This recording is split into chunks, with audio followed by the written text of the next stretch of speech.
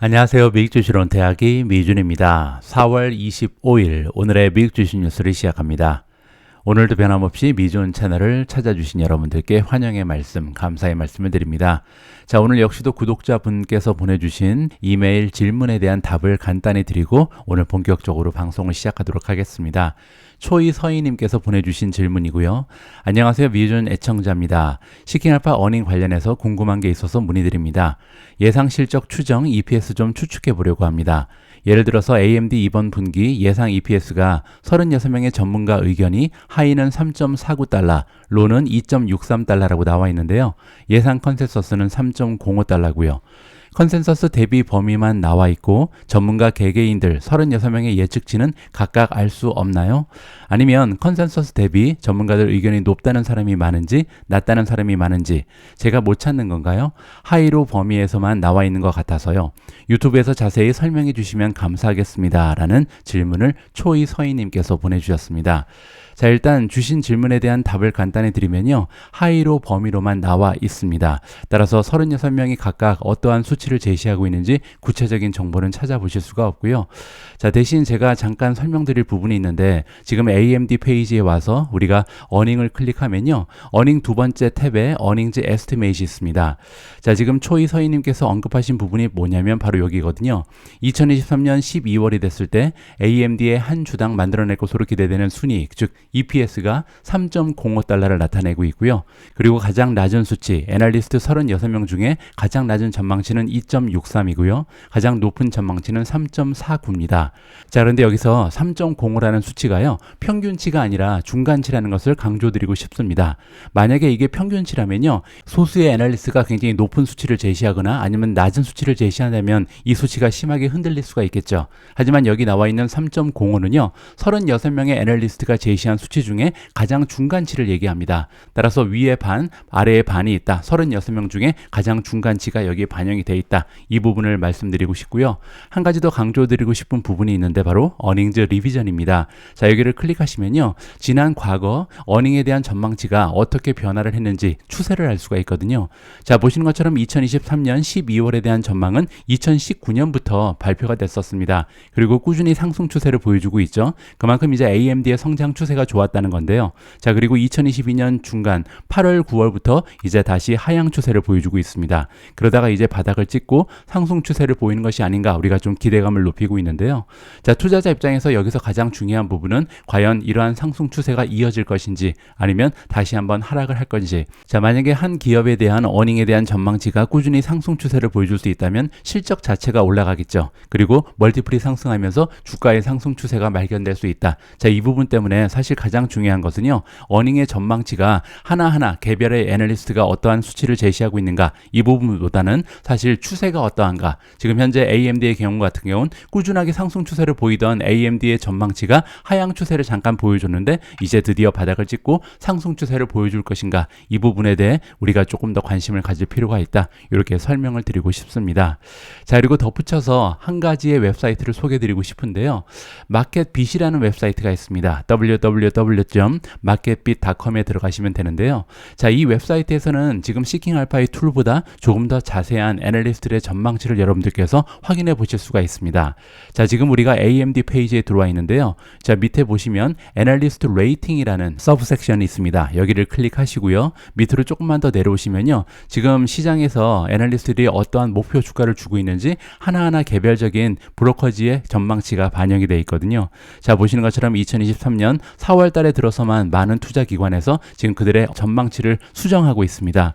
자, 보시는 것처럼 도이치뱅크 같은 경우는 부스트 타겟 프라이스를 70에서 80으로 올려줬다라고 나와 있죠. 그 밑에는 서스케하나가 있고요. 키 코퍼레이션도 있고 파이퍼 샌들러도 있습니다. 자, 이런 식으로 최근 들어서 애널리스트들이 어떠한 업데이트를 해주고 있는지 개별적인 애널리스트의 평가를 직접 확인하실 수 있는 툴이 마켓빗.com에는 마련되어 있다. 아울러서 여러분들께 소개를 드리고 싶습니다. 자, 오늘 첫 번째로 선정된 기사는요. 조금 긍정적인 분위기를 연출해 보도록 하겠습니다. 지금 현재 경제가 리세션에 빠져들 확률이 높다라는 걱정 때문에 사실 주식시장의 분위기가 그렇게 좋지는 않습니다. 하지만 뱅크 오브 아메리카의 전략가들의 의견에 따르면요. 지금 현재 투자자들이 주식시장을 빠져나가면 안 되는 10가지의 이유가 있다라고 합니다. 흥미진진한 내용이니까요. 한번 살펴보시죠.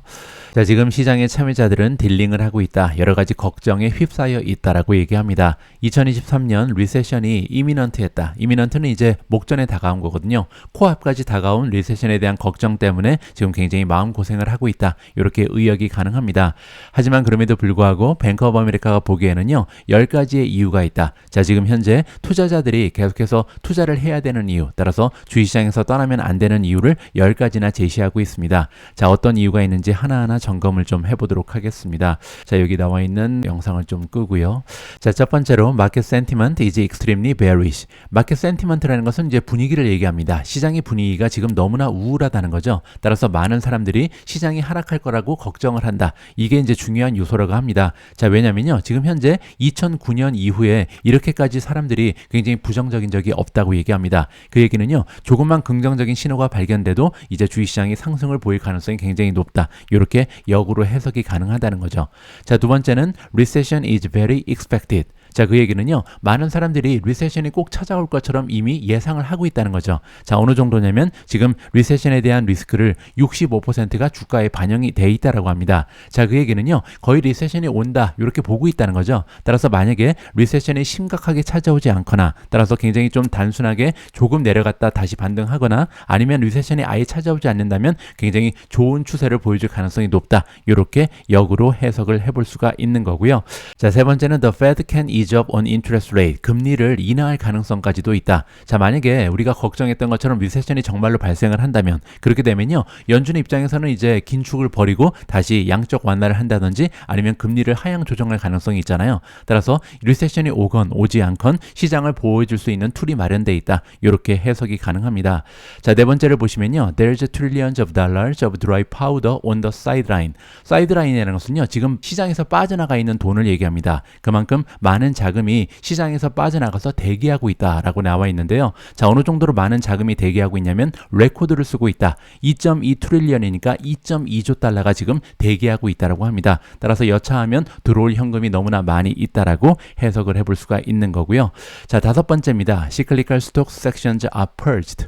자, 시클리컬이라는 것은 이제 경기 순환주를 얘기하는 거죠. 그만큼 지금 경기 순환주 섹터에 자금이 많이 빠져나갔다라고 합니다. 완전히 버림을 받은 거죠. 자, 그만큼 지금 대부분의 자본이 헬스케어라든지 유틸리티, 컨슈머 스테이플스, 이거는 이제 필수 소비재죠. 이런 가치주 그리고 방어 주식에 현금이 다 들어가 있다라고 합니다. 따라서 다시 시클리컬 스톡으로 자금이 이동할 때가 됐다. 이제 바닥을 찍고 경기가 조금만 회복하는 모습을 보이면 자금이 이쪽으로 쭉 올라올 것이다 라고 이해가 가능합니다. 자, 여섯 번째입니다. The Japan Factory Automation Index hit the trough. 트로프라는 것은 이제 바닥을 찍었다라고 얘기하고 있습니다. 따라서 일본의 팩토리 오토메이션 인덱스가 바닥을 찍었다라고 얘기하고 있는데요. 자, 보통 역사적인 통계를 봤을 때 그리고 나서 일본의 주식 1년 반 정도 상승 추세를 보인다라고 합니다.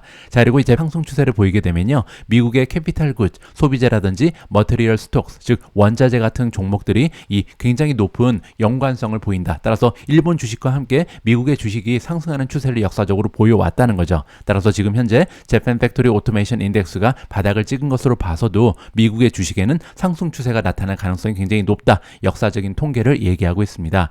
자, 일곱 번째입니다. Equity Risk Premium should fall. 자, 그 얘기는 뭐냐면요. 멀티플이 많이 떨어질 거란 얘기입니다. 자, 그 얘기는 코퍼레이션 어닝이 바닥을 찍을 것이다. 따라서 올해 안에 기업들이 발표하는 어닝 실적이 바닥을 찍을 것이고 그렇게 되면요. 역사적으로 봤을 때 가장 낮은 멀티플이 형성될 것이다. 자, 그렇게 되면요. 기업의 어닝이 내년부터는 상승 추세를 보이게 될 거고 그렇게 되면 멀티플 역시도 상승 추세를 보일 수밖에 없죠. 따라서 올해가 바닥이다. 이런 식으로 이야기를 하는 겁니다. 자, 여덟 번째입니다. The economy will see productivity gains. productivity는 이제 생산성을 얘기하죠. 지금 많은 분들께서 이미 알고 계신 것처럼 인플레이션이 굉장히 가파르게 일어나고 있죠. 특히 이제 임금의 상승폭이 굉장히 높기 때문에 기업들이 많은 폭으로 인원을 감축하고 있습니다. 자, 이렇게 인원을 많이 줄이게 되면요. 세 사람이 하던 일을 두 사람이 해야 되고 다섯 사람이 하던 일을 세 사람이 해야 되잖아요. 따라서 productivity, 생산성이 증대할 수밖에 없죠. 생산성이 증대하는 것은 마진이 올라갈 가능성이 높습니다. 따라서 다가오는 미래에 이 생산성이 증대하면서 기업들의 이윤이 향상될 것이다. 이렇게 이해를 해볼 수가 있는 거고요.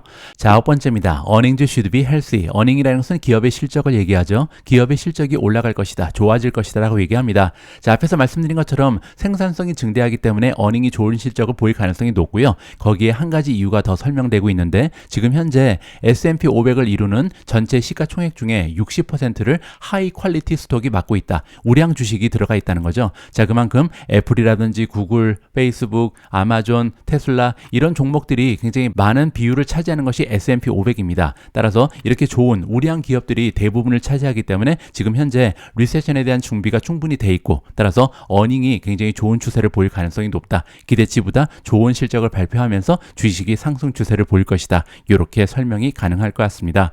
자, 마지막 10번째입니다. The market is headed into historically strong return quarters. 자, 이 얘기는 뭐냐면요. 역사적인 통계를 봤을 때 보통 주가의 상승이 가장 좋았던 분기가 2분기 그리고 4분기라고 합니다. 따라서 지금 현재 우리가 4월 달에 와 있잖아요. 4월, 5월, 6월 역사적으로 봤을 때 굉장히 좋은 주식의 상승 추세를 보이는 시기가 다가왔다. 따라서 2분기에 좋은 추세가 발견될 것이다. 이렇게 통계적인 이야기를 해주고 있습니다.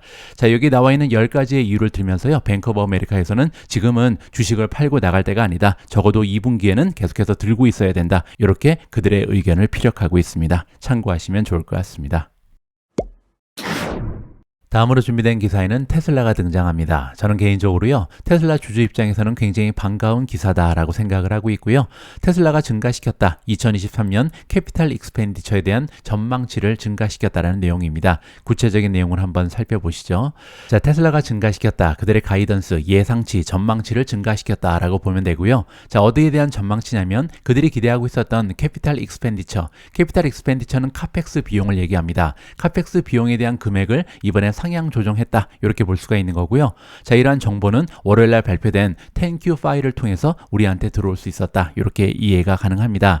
자, 여기 나와 있는 캐피탈 익스펜디처에 대해서 간단히 설명을 좀 드리면요. 기업이 사용하는 비용에는 크게 두 가지가 있습니다. 첫 번째는요, 오퍼레이팅 익스펜스죠. 매출을 만들기 위해서 사용되는 비용들, 이것을 이제 오퍼레이팅 익스펜스라고 우리가 볼 수가 있는 거고요. 자, 두 번째가 이제 캐피탈 익스펜디처인데, 캐피탈 익스펜디처는요, 당장 이번 달, 이번 분기, 올해를 위해서 사용하는 비용이 아닙니다. 먼 미래를 보고 투자하는 비용을 캐피탈 익스펜디처, 이렇게 우리가 부르는 거고요. 줄여서 카펙스라고 부릅니다. 자, 이 카펙스는요, 중요한 것이 뭐냐면 손익계산서에 들어가지 않습니다. 왜냐하면 당장 이번 분기의 매출, 이번 달의 매출, 그리고 올해의 매출을 위해서 사용하는 비용이 아니기 때문이죠. 자, 그렇기 때문에 캐피탈 익스펜디처를 늘린다는 것은요, 다가오는 미래에 대한 비즈니스를 위해서 많은 투자를 한다. 이렇게 우리가 이해를 해볼 수가 있겠습니다. 자, 그러면 테슬라가 2023년 사용할 카펙스의 금액을 상향 조정한 이유가 굉장히 궁금해지잖아요. 어디에 돈을 쓸지 이 부분에 대해서 좀 살펴봐야 할 것 같은데요. 자, 월요일날 공개된 10Q 파일에 의하면요, Number of 프로젝트, 지금 진행 중인 프로젝트의 숫자가 증가했다라고 설명이 되고 있습니다. 자, 그 프로젝트 안에는 어떤 부분이 있냐면요, 일단 기가팩토리를 많이 늘릴 것이다. 두 번째는 배터리셀 인베스먼트, 자, 배터리셀에 대한 투자도 늘릴 것이다 라고 나와 있고요. 세 번째, AI에 대한 포커스를 늘릴 것이다 라고 나와 있습니다. 따라서 세 가지 모두 굉장히 좀 고무적인 내용이죠. 첫 번째, 기가팩토리를 증가시킬 것이다. 두 번째, 배터리셀을 향상시키기 위해서 투자를 한다. 세 번째, 인공지능에 많은 투자를 할 것이다. 따라서 이렇게 세 가지의 투자를 통해서 미래 비즈니스를 향상시키기 위해서 카펙스를 증가시켰다. 굉장히 고무적으로 저는 해석을 하고 싶습니다. 자, 그러면 이번에 어느 정도로 금액을 상향 조정했는지 굉장히 중요하겠죠. 자, 이 어제 발표된 10Q 파일에 의하면요, 원래 이제 올해 사용할 것으로 기대됐던 카펙스의 금액은 60억 달러에서 80억 달러 규모였다고 합니다. 자, 그런데 이거를 70억에서 90억으로 증가시켰다. 그 얘기는요, 올해 10억 달러 정도를 예상보다 더 쓰겠다라고 발표가 나온 겁니다. 따라서 저는 10억 달러를 가지고 요 세 가지 부분, 아까 말씀드린 것처럼 기가팩토리, 배터리셀, 그리고 인공지능에 투자한다는 것은 굉장히 긍정적인 소식이다. 이렇게 말씀드리고 싶고요.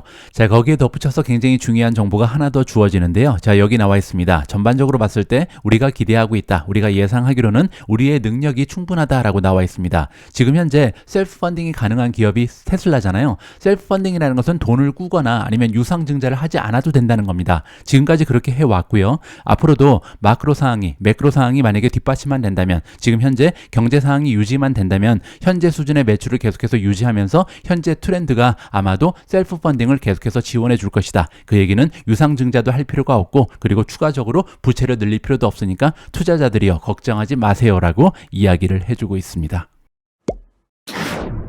다음으로 준비된 기사 역시도 테슬라 관련된 소식입니다. 자, 테슬라가 사상 최초로 중국에서 만든 자동차를 북미로 수출할 예정에 있다라는 기사의 제목이 발견되고 있습니다. 자, 무슨 내용인지 한번 읽어보시죠. 자, according to production memo. production memo는 이제 내부 문건 중에 하나라고 보시면 되겠습니다. 따라서 테슬라의 내부 문건이 이번에 누출이 됐다라고 볼 수가 있는데요. 자, 이 문건에 따르면 EV 메이커인 테슬라가 준비를 하고 있다. 엑스포트, 수출이죠. 모델 Y를 수출할 건데 어디에서 어디로 수출하냐면요. 상하이에서 만들어서 캐나다로 수출할 예정에 있다라고 합니다.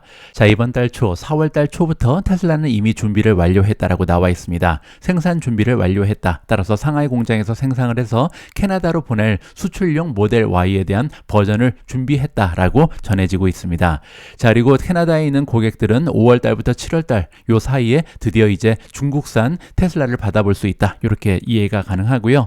자, 디자인되고 또한 테스트를 했다. 따라서 노스 아메리카에 적합한 차량 모델 Y를 만들기 위해서 이미 준비를 마쳤고 고요. 자, 이번 쿼터부터 9,000대 가량을 중국에서 생산해서 캐나다로 보낼 것이다. 이러한 내용이 보도가 되고 있습니다. 자, 이 기사를 또 부정적으로 해석하시는 분들은요. 중국 쪽에 수요가 많이 줄었구나. 중국에서 판매가 되지 않기 때문에 어쩔 수 없이 중국에서 만든 차를 캐나다까지 보내는구나. 이렇게 부정적으로 해석을 할 수도 있습니다. 하지만 제가 볼 때는요. 우리가 좀 이해해야 될 부분이 있는데 지금까지 상하이에서 만든 그 차량은요. 중국 내수를 위해서 사용했을 뿐만 아니라 유럽 쪽으로 수출을 해왔습니다. 자, 그런데 지금 유럽에는요. 베를린 공장이 세워졌잖아요. 그리고 지금까지는 그 생산이 원활하지 못했습니다. 자, 하지만 지금부터는 유럽 쪽을 담당했던 상하이의 물량이 캐나다로 옮겨간다는 것은요. 그만큼 베를린에서 대량 생산이 가능해졌다. 정상적인 가동을 시작했구나. 이렇게 긍정적으로 볼 수가 있습니다. 따라서 이번 뉴스를 통해서 제가 생각하는 바로는요. 베를린 공장이 드디어 정상 궤도에 올라왔다. 따라서 유럽 쪽은 베를린 공장이 책임질 수 있으니까 상하이에서 만드는 여부는 캐나다로 보내는 것이 낫겠다. 이러한 결정이 아닐까 개인적으로 판단을 하고 있습니다. 다음으로 준비된 기사는 애플 관련된 뉴스고요. 제가 볼 때 애플 주주 입장에서는 굉장히 커다란 의미가 있는 내용이라고 생각을 합니다. 여러분들 애플 그리고 에픽 게임즈의 법정 소송을 기억하시는지 모르겠습니다. 이미 이게 어필까지 가서 그 상소죠. 상소까지 진행되면서 3년째 진행되고 있기 때문에 많은 사람들의 관심에서 좀 멀어지긴 했는데요. 사실 굉장히 중요한 의미가 담겨있는 법정 소송이기 때문에 우리가 그 결과에 관심을 기울일 만합니다. 자, 이번 기사의 제목을 보시면요. 애플이 선언을 했다. Resounding Victory. Resounding Victory는요. 이게 울려 퍼지는 거죠. 따라서 애플이 완벽한 승리를 거뒀다. 이렇게 의역을 해볼 수가 있습니다. 따라서 이번 소송건에 대한 이 상소건의 결정이 났는데요. 상소의 결정이 애플의 손을 들어줬다. 이렇게 우리가 이해를 해볼 수가 있겠죠. 자, 그리고 이번 결정은 어떠한 의미가 있냐면요. 애플의 컨트롤을 확정시켜줬다. 자, 애플이 지금 뭐를 컨트롤하고 있냐면 그들이 가지고 있는 앱스토어가 있잖아요. 애플의 앱스토어에 대한 컨트롤을 확실하게 할 수 있는 계기가 마련됐고 또한 그들이 부과하는 피가 있는데요. 이게 무려 30%입니다. 따라서 30%나 되는 수수료를 계속해서 지켜나갈 수 있을 것이다. 앞으로 커다란 변화가 없을 가능성이 높다. 이렇게 지금 우리가 긍정적으로 따라서 애플의 주주 입장에서는 굉장히 긍정적으로 해석을 해볼 수 있다. 이렇게 설명이 가능할 것 같습니다. 자, 이번 소송건의 결정이 왜 이렇게 중요한지 이해하기 위해서는요. 잠깐 그동안 어떤 일이 있었는지 설명을 드려야 할 것 같습니다.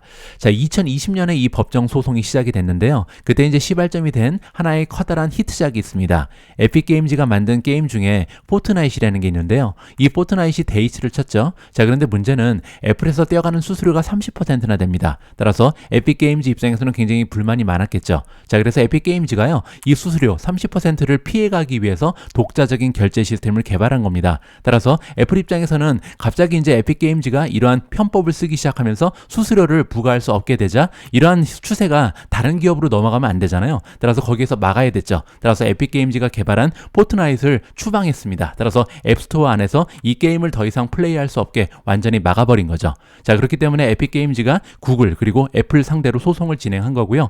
따라서 이번 코트 결정은요. 에픽 게임즈의 패배뿐만 아니라 에픽 게임즈 말고도 다른 다양한 앱을 개발하는 이런 기업들의 패배로서 우리가 인정을 해야 될 것 같습니다. 자, 그렇기 때문에 애플 입장에서는요. 앞으로도 장기간 계속해서 30%나 되는 수수료를 부과하면서 많은 매출을 서비스에서 올릴 수 있는 계기가 마련이 됐다. 긍정적으로 해석이 가능할 것 같습니다. 자, 다음에는 아주 오래간만에 디즈니 관련된 소식을 전달해 드리도록 하겠습니다. 뭐 오랜만에 전달해 드리는데 그렇게 기분 좋은 뉴스는 아니고요. 사실 레이오프, 해고에 관련된 소식이 전달되고 있습니다. 하지만 주주 입장에서는 중요한 의미가 있다라고 판단이 되고요. 자, 디즈니가 시작하고 있다. 두 번째 라운드에 레이오프를 시작한다. 레이오프는 대량 해고를 얘기합니다. 따라서 월요일 날 두 번째로 많은 사람들을 해고하기 시작했다. 이렇게 이해가 가능하고요. 자, 이번에 두 번째 라운드까지 합쳐서 디즈니는 4,000명을 해고하는 셈이 된다라고 이해할 수 있습니다. 자, 그리고 3차까지 준비가 되고 있는 것 같습니다. 세 번째 라운드는 beginning of the summer니까 이번 여름 초에 발생을 할 것이다 라고 디즈니에 오피셜이 알려줬다라고 이해할 수 있고요. 자, 디즈니는 커다란 그림을 그리고 있습니다. 지금 현재 7,000명이나 되는 사람을 줄일 것으로 예상을 하고 있고요. 그리고 이번에 대대적인 리오르가나이제이션, 구조조정을 실시하는 기업이 바로 디즈니다. 이렇게 이해할 수 있습니다. 자, 경영진이 예상하는 바로는요. 이번에 7,000명이나 사람을 줄이면서 절감할 수 있는 비용은 총 55억 달러가 될 것이다. 자, 이렇게 디즈니는 큰 폭으로 비용을 감축하기 위해서 많은 노력을 하는 것으로 나와 있는데요. 사실 우리가 과거 몇 년 동안 디즈니의 매출 상황을 살펴보면요. 지난 팬데믹의 영향으로 인해서 가장 많은 어려움을 겪었던 것이 바로 디즈니잖아요. 자, 이렇게 매출이 많은 폭으로 감소하다가 이제 상승 추세를 보이는 것이 디즈니의 매출입니다. 그럼에도 불구하고 비용은 오히려 감축시키기 위해서 많은 노력을 구가하고 있잖아요. 따라서 매출은 상승 추세를 보이는 그런 시점에서 비용은 상당 폭으로 감소할 가능성이 높다. 그렇게 되면 이윤이 많이 늘어나겠죠. 따라서 지금 현재 디즈니의 주가가 좋지 않은 추세를 보여왔지만 지금부터는 상승 추세를 달릴 가능성이 굉장히 높다라고 개인적으로 판단을 합니다. 자, 그래서 시킹알파 들어가서 디즈니에 대한 평가를 좀 살펴볼 텐데요. 레이팅으로 들어와서 보도록 하겠습니다. 자, 일단 SA 애널리스트 레이팅을 보면요. 현재 디즈니를 커버하고 있는 지난 한 달 동안 디즈니에 대한 평가를 해준 SA 애널리스트의 수는 19명인데요. 총 19명 중에 4명이 강력 매수를 주장하고 있고요. 5명은 매수, 그리고 10명은 보유 의견을 제시하고 있습니다. 지금 현재 19명의 SA 애널리스트 중에 지금 매도 의견을 제시하는 사람은 단 한 명도 없다. 굉장히 좀 고무적이죠. 자, 그리고 월가의 전문가들의 의견도 살펴보도록 하겠습니다. 지난 3개월 동안 32명이나 되는 월가의 전문가들이 평가를 해줬는데요. 32명 중에 19명은 강력 매수를 주장하고 있고요. 7명은 매수, 그리고 6명은 보유 의견을 던져주고 있습니다. 자, 월가의 애널리스트 중에서도 지금 디즈니를 매도해야 된다고 주장하는 사람은 단 한 명도 없다. 이 부분도 굉장히 고무적인 뉴스라 이렇게 볼 수가 있고요. 자, 마지막으로 퀀투 스코어를 보도록 하겠습니다. 시킹알파의 알고리즘이 수치적 분석을 해서 레이팅을 주는 건데요. 지금 현재 점수가 4.55까지 올라갔습니다. 그리고 지금 스트롱 바이, 강력 매수를 받고 있는데요. 사실 디즈니에 비하면 평가는 상당히 오랫동안 좋지가 않았습니다. 직접 한번 그 퀀투 레이팅에 대한 히스토리를 살펴볼 텐데요. 자, 스트롱 바이, 강력 매수를 받은 지 3일밖에 되지 않았죠. 따라서 4월 19일만 해도 홀드, 보유 의견을 받던 것이 바로 디즈니인데 최근 들어서 좋은 평가를 받기 시작했다. 이렇게 이해를 해볼 수가 있고요. 밑으로 쭉 내려가니까 사실 상당히 오랫동안 홀드 의견에 머물렀던 것이 디즈니의 주식입니다. 따라서 이렇게 상당히 오랜 기간 동안 보유 의견을 받다가 드디어 최근 들어서 강력 매수로 돌아섰다. 이렇게 이해를 해볼 수가 있겠죠. 따라서 이번에 비용을 절감하고 매출은 증가하면서 좋은 추세를 보이는 주식이 디즈니다. 한 번쯤은 관심을 가질 만한 것 같습니다. 자, 이렇게 비용을 절감하기 위해서 많은 노력을 구가하고 있는 것은 디즈니뿐만이 아닙니다. 자, 이번에는 구글 관련된 소식인데요. 구글 역시도 비용 절감을 위해서 많은 노력을 하고 있다. 이렇게 보도가 되고 있습니다.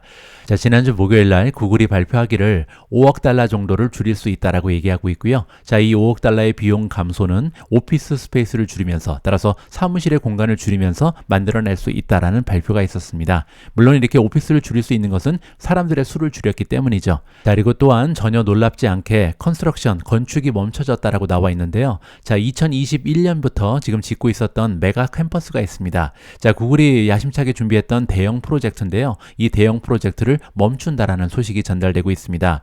이니셜 데몰리션이니까 필요한 부지를 확보하기 위해서 이제 기존의 건물을 다 없애긴 했는데요. 그리고 나서 멈춰버렸다. 이렇게 우리가 이해를 해볼 수가 있겠죠.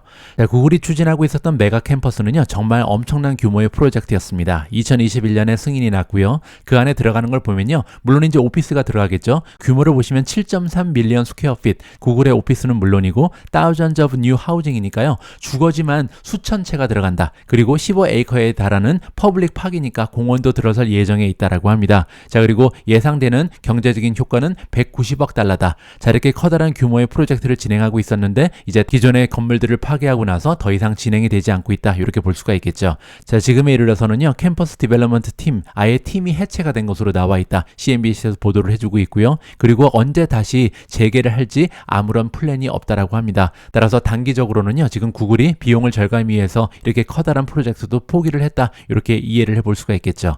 하지만 구글 같은 경우는요, 앞에서 언급드렸던 디즈니와는 약간 상황이 다릅니다. 왜냐하면 디즈니 같은 경우는요, 아까 제가 잠깐 설명드린 것처럼 팬데믹 기간 동안 2, 3년 동안 굉장히 많은 어려움을 겪다가 이제 매출이 정상화되는 그런 과정이 있잖아요. 따라서 매출은 상승을 하고 비용은 절감하는 이중의 효과를 노릴 수가 있습니다. 하지만 구글 같은 경우는요, 오히려 팬데믹 기간 동안 매출이 급상승을 했죠. 그리고 오히려 매출이 감소하는 상태이기 때문에 비용을 절감하는 중이다. 따라서 두 개의 기업은 약간 횡보가 다르다. 지금 그들이 맞이하고 있는 상황이 차별점이 있다는 것을 우리가 기억할 필요가 있을 것 같습니다. 자, 오늘 마지막으로 준비된 기사는요, 리튬 관련된 이야기를 좀 해봐야 할 것 같습니다. 엊그제 리튬 관련된 주식의 주가가 심하게 흔들렸는데요. 바로 SQM 그리고 앨범알입니다. 그럴만한 이유가 하나 있었는데, 리튬 매장량 기준했을 때 세계 1위 국가는 바로 칠레입니다. 자, 그런데 칠레 정부에서 발표를 하기를 리튬 산업을 국유화하겠다, 이런 내용이 엊그제 전달이 됐거든요. 그리고 지금 현재 미국에 상장돼 있는 기업들 중에서 칠레에 리튬 생산 시설을 가지고 있는 기업은 단 2개밖에 없습니다. 하나는 SQM이고 두 번째가 앨범알이거든요. 따라서 이 두 개의 주식이 굉장히 많은 폭으로 주가가 떨어졌다, 이렇게 이해해 볼 수가 있고요. 특히 SQM 같은 경우는 엊그제 18%나 주가가 하락을 하고요. 어제는 이제 6% 정도 상승 추세를 보이고 있긴 합니다. 자, 이 기사를 보고 아마 많은 분들께서 SQM의 주식을 파셨을 것 같은데요. 저 같은 경우는 얼마 가지고 있지는 않았지만 이번에도 SQM의 주식을 정리하지 않고 계속해서 보유를 하고 있습니다. 자, 그러면 저 같은 경우는 왜 이렇게 나쁜 소식에도 불구하고 SQM의 주식을 정리하지 않았는지 그 이유를 좀 정리를 해드리도록 하겠습니다. 자, 첫 번째 이유는요, SQM 그리고 앨범알이 가지고 있는 그들의 계약입니다. 자, SQM은요 2030년까지 그리고 앨범알 같은 경우는 2040년까지 기존 계약에 따라서 칠레에서 리튬을 생산하고 유통할 수 있는 권한이 있습니다. 따라서 지금 현재 2023년밖에 되지 않았기 때문에 SQM 같은 경우는 아직 7년이 있고요. 그리고 앨범알 같은 경우는 17년이나 계속해서 그들의 영업을 지속적으로 만들어낼 수 있다. 이 부분이 굉장히 중요합니다. 왜냐하면 시간이 있다는 거죠. 그 시간 동안 다른 조치를 할 수가 있잖아요. 자, 이게 첫 번째 이유고요. 두 번째 이유는 SQM이 가지고 있는 비즈니스 구조입니다. 자, 도표 하나를 보여드릴 텐데요. 자, 여기 나와 있는 것처럼 리튬이 지금 차지하는 SQM의 매출은요 33%에 불과합니다. 자, 그 얘기는 남아있는 비즈니스가 너무나 많다는 거죠. 따라서 리튬만 판매하는 기업이 아니라는 것을 우리가 기억할 필요가 있을 것 같고요. 자, 세 번째가 가장 중요한데요. 지금 여러분들께서 보고 계신 그래프는 뭐냐면 리튬을 생산량을 기준으로 했을 때 전 세계에서 랭킹이 지금 나와 있습니다. 자, 보시는 것처럼 칠레에 비해서 아직 호주가 굉장히 많은 생산량을 만들어내는 것으로 보도가 되고 있습니다.